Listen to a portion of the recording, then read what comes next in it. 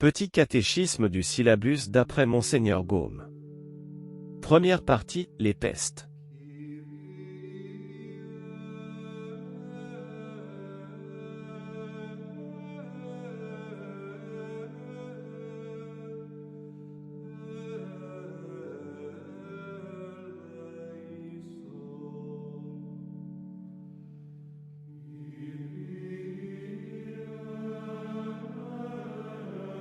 Qu'est-ce que le syllabus?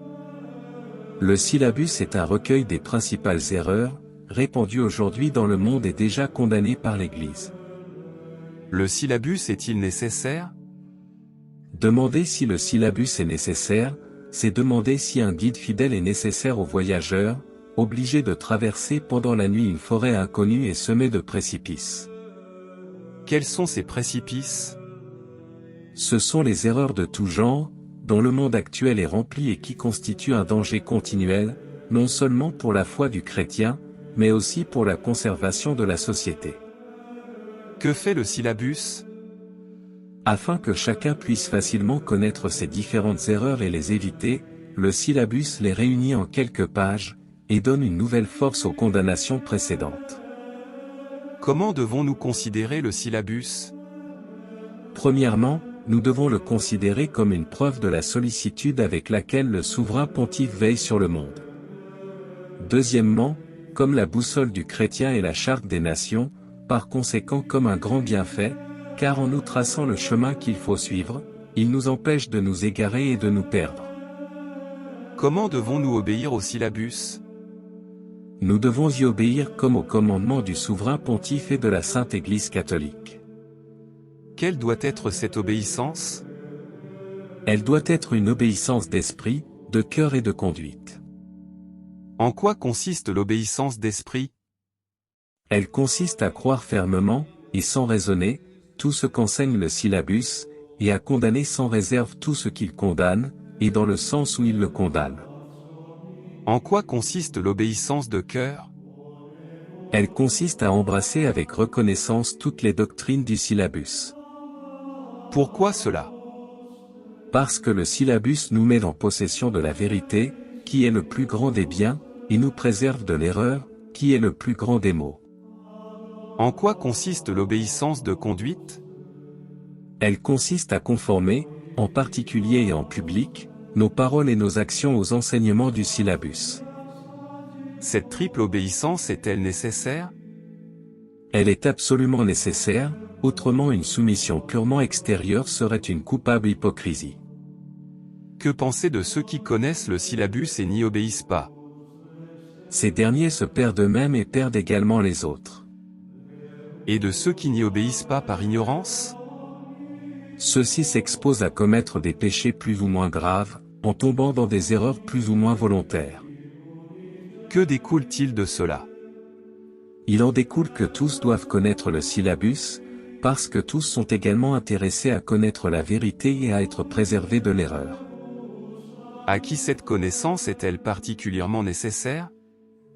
Elle est particulièrement nécessaire à ceux chargés d'instruire et de gouverner les autres. Quel est le but de ce catéchisme? Son but est de faire pénétrer dans toutes les classes de la société la connaissance du syllabus et de ses obligations. Que contient-il? Le syllabus contient 80 propositions, qui peuvent se rattacher à 10 chefs différents, suivant la nature des erreurs condamnées. Quelles sont les premières erreurs condamnées par le syllabus? Ce sont le panthéisme, le naturalisme et le rationalisme absolu. Qu'est-ce que le panthéisme? Le panthéisme est une erreur qui consiste à dire que tout est Dieu, l'homme et le monde, l'esprit et la matière. Qu'est-ce que le naturalisme? Le naturalisme nie la nécessité de la révélation, soutenant que l'homme peut, par les seules lumières de sa raison parvenir à la connaissance de toutes les vérités et par les seules forces de sa nature pratiquer toutes les vertus nécessaires à son salut. Qu'est-ce que le rationalisme absolu? C'est le système erroné de ceux qui prétendent que la raison de l'homme est indépendante de toute autorité dogmatique, et qu'elle est elle-même sa lumière, son guide. Comment ces trois erreurs sont-elles exposées et condamnées par le syllabus? Elles le sont dans les propositions suivantes. 1. En dehors de l'univers, il n'existe aucun être divin supérieur à tout, infiniment sage et gouvernant le monde avec une admirable perfection. Dieu est la même chose que la nature et sujet au changement. Dieu s'identifie réellement avec l'homme et le monde, en sorte que toutes choses sont Dieu et possèdent la substance même de Dieu, et le monde sont une seule et même chose. L'esprit et la matière, la nécessité et la liberté, le vrai et le faux, le bien et le mal, le juste et l'injuste, une seule et même chose. 2. Il faut nier toute action de Dieu sur l'homme et sur le monde. 3. La raison humaine, sans tenir aucun compte de Dieu, est l'unique arbitre du vrai et du faux, du bien et du mal, elle est elle-même sa loi, et, par ses seules forces naturelles, suffit à gouverner les particuliers et les peuples. 4. Toutes les vérités de la religion dérivent de la force de la raison humaine. Ainsi, la raison est la règle principale, d'après laquelle l'homme peut et doit acquérir la connaissance de toutes les vérités, de quelque genre qu'elles soient. 5. La révélation divine est imparfaite, c'est pour cela qu'elle est sujette à un progrès continuel et indéfini, qui doit correspondre au progrès de la raison humaine. 6. La foi chrétienne répugne à la raison, et la révélation divine, non seulement ne sert à rien, mais encore nuit à la perfection de l'homme. 7. Les prophéties et les miracles contenus et rapportés dans les Saintes Écritures, sont des inventions des poètes, les mystères de la foi chrétienne, l'abrégé des investigations des philosophes. Les livres de l'Ancien et du Nouveau Testament renferment des inventions fabuleuses, et Jésus-Christ lui-même est un mythe. Que faut-il penser de ces erreurs? Elles sont une insulte à la fois du genre humain, la dégradation de Dieu et de l'homme, la destruction radicale de la religion et de la société, le bouleversement du monde et qu'elles conduisent au chaos. Le syllabus en les condamnant tente de nous en préserver et est donc un grand bienfait. Qu'est-ce que le rationalisme modéré? C'est un faux système qui égale la raison à la foi, et prétend qu'on doit traiter, par le seul raisonnement, les questions théologiques comme les questions philosophiques. Ce système est-il bien dangereux? Ce système est très dangereux. 1. Parce qu'en abaissant au niveau de la raison les enseignements divins, il tend à faire du christianisme un système purement philosophique. 2. Parce qu'il rejette toutes les vérités au-dessus de la raison, comme les mystères et les miracles. 3. Parce qu'il compte aujourd'hui un grand nombre de partisans, même parmi les instituteurs de la jeunesse. Faites-nous connaître le rationalisme modéré tel que l'expose le syllabus. Le syllabus le condamne et l'expose ainsi. 1. La raison humaine marche d'égal avec la religion comme les questions philosophiques. 2. Tous les dogmes de la religion chrétienne, sans distinction aucune, sont l'objet de la science naturelle et de la philosophie, et la raison humaine cultivée seulement par l'histoire, peut par ses forces naturelles et ses principes parvenir à la connaissance de tous les dogmes même les plus profonds, pourvu que ces dogmes soient proposés comme objet à la raison elle-même. 3. Autre étant le philosophe et autre la philosophie, le philosophe a le droit et le devoir de se soumettre à l'autorité, que lui-même aura reconnue pour vraie, mais la philosophie ne peut ni ne doit se soumettre à aucune autorité. 4. Non seulement l'Église ne doit jamais condamner la philosophie, mais elle doit tolérer ses erreurs, et lui laisser elle-même le soin de se corriger. 5. Les décrets du siège apostolique et des congrégations romaines empêchent le progrès de la science.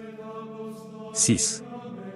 La méthode et les principes, d'après lesquels les anciens scolastiques ont cultivé la théologie, ne conviennent ni aux nécessités de notre temps, ni au progrès des sciences. 7. La philosophie doit être enseignée sans tenir aucun compte de la révélation surnaturelle. Sur quoi tombe cette dernière condamnation? Cette dernière condamnation tombe sur presque tous les cours modernes de philosophie, où l'on prétend enseigner toutes les vérités en vertu du « lumen naturale », sans jamais parler du Christ ni du christianisme. Qu'est-ce que l'indifférentisme? L'indifférentisme est le système de ceux qui regardent toutes les religions comme également vraies ou également fausses, et n'en pratiquent aucune. Ils nient la révélation divine et tiennent toutes les religions pour des inventions humaines, ce système est absurde dans son principe et funeste dans ses conséquences. Il est absurde dans son principe parce que l'existence d'une religion révélée est obligatoire pour tous les hommes, et un fait aussi certain que l'existence du soleil. Il est funeste dans ses conséquences, parce qu'il ôte tout frein au vice, tout encouragement à la vertu et ne laisse que la force pour maintenir l'ordre dans la famille et dans la société. Ce système est-il dangereux? Ce système est d'autant plus dangereux qu'il règle la vie d'un grand nombre d'hommes, et qu'il est inscrit dans des lois. Les gouvernements ne croyant à rien, les hommes vont à leur ruine, entendu qu'aucun peuple ne peut vivre et n'a jamais vécu sans religion. Qu'est-ce que le latitudinarisme? Le latitudinarisme ou liberté religieuse, est le système d'après lequel chacun serait libre de choisir la religion qu'il lui plaît. Il enseigne que l'on pourrait se sauver dans toutes les religions et que les sectes se disant chrétiennes ne sont que des formes de la vraie religion, dans lesquelles on peut faire son salut, aussi bien que dans la religion catholique. Le syllabus en dénonce les principes comme suit. 1. Chacun est libre d'embrasser et de professer la religion que, d'après les lumières de sa raison, il croit vraie. 2. En pratiquant une religion quelconque, les hommes peuvent trouver le chemin du salut et acquérir la vie éternelle. 3. Du moins, on doit bien espérer du salut éternel de ceux qui ne vivent pas dans la véritable Église de Jésus-Christ. 4. Le protestantisme n'est qu'une forme différente de la vraie religion chrétienne, dans laquelle on pourrait aussi bien se sauver que dans l'Église catholique et être agréable à Dieu. Pourquoi faut-il professer la religion catholique? En vertu du droit naturel qui oblige tout homme à prendre les moyens d'arriver à son salut, et que seule la religion catholique donne ces moyens, attendu qu'elle seule vient de Dieu. Il s'ensuit qu'il n'y a jamais eu et qu'il n'y aura jamais qu'une seule religion, la religion catholique, apostolique et romaine. Toutes les autres sont des sectes qui ne peuvent être appelées religions. Qu'est-ce que le socialisme? C'est une secte politique et religieuse, ayant pour but une association universelle fondée sur une égalité pareillement universelle, dont le but ne peut être atteint que par le renversement complet de l'ordre établi, la destruction de toute supériorité religieuse et sociale et la suppression de tous les droits acquis. Quel est le but du socialisme? Le but du socialisme est la guerre universelle des inférieurs contre les supérieurs, des pauvres contre les riches, des ouvriers contre les patrons, de tous ceux qui n'ont rien contre ceux qui ont quelque chose. Quel nom le socialisme donne-t-il à ce résultat? Il l'appelle la liquidation sociale, mot perfide qui fascine les classes populaires et fait trembler pour l'avenir. Qu'est-ce que le communisme? C'est la mise en pratique du socialisme, qui conduit à la communauté, au partage de tous les biens, supprime toute propriété, anéantit la famille et détruit toute hiérarchie sociale fondée sur la fortune. Il y a deux sortes de communisme, celle des « partageurs » dont l'application est la suivante. Celui qui n'a rien prend à celui qui a, celui qui a moins prend à celui qui a plus, de manière à ramener tout le monde au même niveau. C'est un rêve des plus impurs, le plus absurde, le plus utopique. Ensuite, il y a le communisme de l'État qui consiste en ce que l'État voulant régner sans contrôle, s'empare des âmes, de la liberté, des biens et de la vie de ses sujets. Un pareil communisme serait-il possible? Il serait possible si un pouvoir tyrannique s'emparait des âmes par l'éducation, de la liberté par la centralisation, de la fortune par l'impôt et par des lois restrictives et même destructives du droit de propriété, et de la vie par la conscription, sans autre limite que sa volonté. Que sont les sociétés secrètes? Les sociétés secrètes sont des associations ténébreuses, composées d'hommes de toute nation et de toute religion qui, sous prétexte de secours mutuel, de liberté et de progrès, s'engagent par des serments terribles à détruire la religion et la société. Comment le sait-on? On le sait par leur histoire, par les aveux de leurs chefs, par la nature de leur engagement et par leurs œuvres. Pourquoi prennent-ils ces engagements? Parce qu'ils voient la religion et la société comme les deux obstacles à la réalisation de leur projet, qui consiste à jouir le plus possible et par tous les moyens possibles. Nommez les principales sociétés secrètes. Elles sont le solidarisme, la franc-maçonnerie et l'internationale, mais ces sociétés sont très nombreuses et comptent de par le monde des multitudes d'affiliés. Il faut les considérer comme les grands corps de Satan, qui marchent à l'envahissement de l'humanité. Que sont les sociétés bibliques?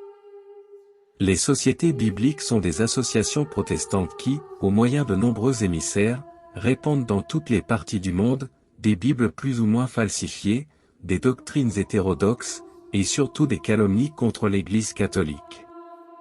Elles font le mal dans le sens qu'elles empêchent beaucoup de bien en éloignant les âmes du salut. Comment les éloignent-elles? Elles les éloignent en enseignant le contraire de ce qu'enseignent les clercs catholiques. Leurs émissaires jettent le trouble dans l'esprit des infidèles qui, ne sachant plus à quoi s'en tenir, refusent de se convertir et ainsi se damnent.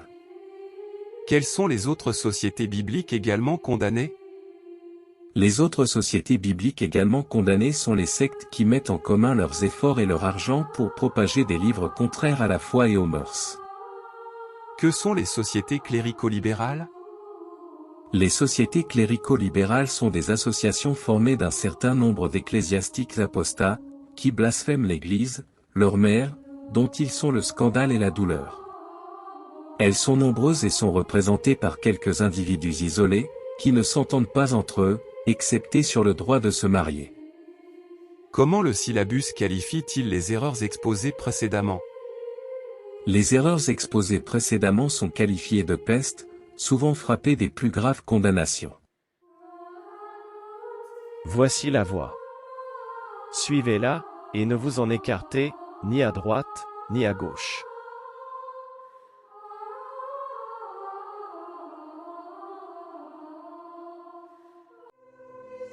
Que la gloire du Dieu Tout-Puissant repose sur votre tête.